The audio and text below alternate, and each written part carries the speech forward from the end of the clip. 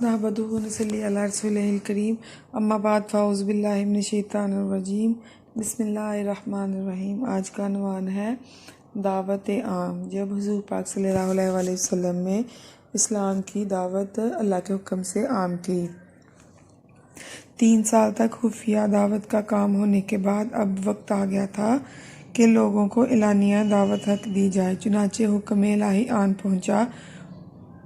فَاصْدَعْ بِمَا تُؤْمَرُ ترجمہ ہے، جو کچھ حکم دیا جا رہا ہے اسے واشگاف الفاظ میں کہہ دیجئے۔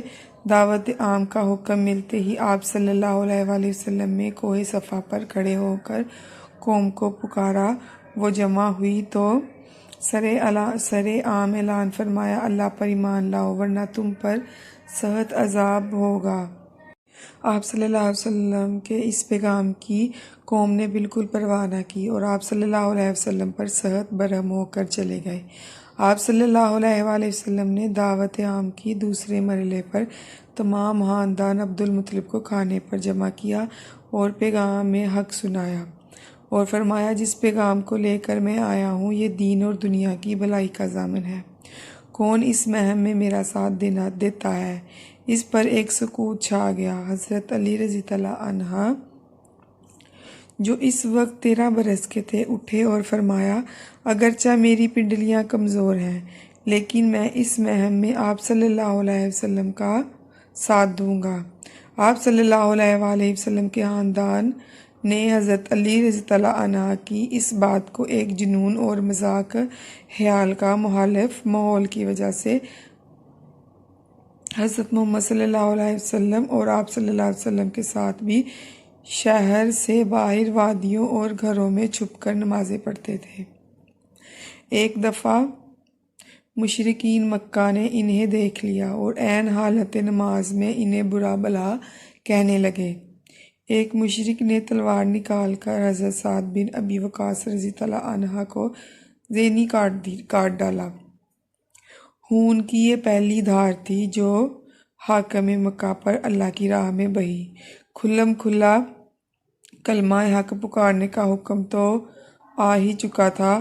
آپ صلی اللہ علیہ وسلم نے اس حکم کی تعمیل میں ایک دن حرم کعبہ میں توحید کا اعلان کر دیا۔ قریش مکاری اس سے کعبہ کی توہین سمجھتے ہوئے تلواریں کھینچ لیں۔ حضرت حارث بن ابی حالہ رضی اللہ عنہ آپ صلی اللہ علیہ وسلم کو بچانے کے لیے آگے بڑھے تو وہ تلواروں کی زد میں آ کر شہید ہو گئے۔ اسلام اور جہالت کی کشمکش میں یہ پہلی جان تھی جو حمایت حق میں قربان ہوئی۔ قریش مکہ نے آپ صلی اللہ علیہ وسلم کے خلاف تمام حرب آزما لیے۔ نہتے مسلمانوں پر اب ان کا تشدد عروج پر تھا۔ مکہ کی سرزمین مسلمانوں کے لیے تنگ ہو گئی تھی اور ان کے صبر کا پیمانہ چھلک اٹھا تھا۔ آپ صلی اللہ علیہ وسلم نے اذن ربی کے بغیر مکہ چھوڑ نہ سکتے تھے، البتہ آپ صلی اللہ علیہ وسلم میں مستم رسیدہ اور مظلوم مسلمانوں کو ملک حبش کی طرف ہجرت کی اجازت دے دی۔ مسلمانوں کی یہ جماعت 11 مردوں اور 4 عورتوں پر مشتمل تھی۔ یہ مسلمان تھوڑا ہی عرصہ حبش میں رہے اور یہ افواہ سن کر قریش نے اسلام قبول کر لیا، مکے لوٹ آئے۔ لیکن یہ افواہ غلط تھی۔ قریش کا جبر و تشدد اب اس شدت اختیار کر گیا اور اب کی بار 85 مرد اور 17 عورتوں کا قافلہ حبشہ پہنچا۔ قریش نے وہاں بھی ان کا پیچھا نہ چھوڑا لیکن وہاں کے انصاف پسند بادشاہ کے سامنے ان کی ایک نہ چل سکی۔ جب آپ صلی اللہ علیہ وسلم کے چچا حضرت حمزہ رضی اللہ عنہ قریش کے نامور فرزند حضرت عمر رضی اللہ عنہ ایمان لے آئے تو ان دونوں کے اسلام قبول کرنے سے اسلام کی قوت میں بے پناہ اضافہ ہوا۔ حضرت عمر رضی اللہ عنہ نے توہین حرم کعبہ میں اپنے اسلام لانے کا اعلان کیا، جس کا مطلب یہ تھا کہ اسلام اب ایک قوت بن کر ابھرے گا۔ دشمنان حق اپنی تمام کوششوں کے باوجود تبلیغ حق کو روک نہ سکے۔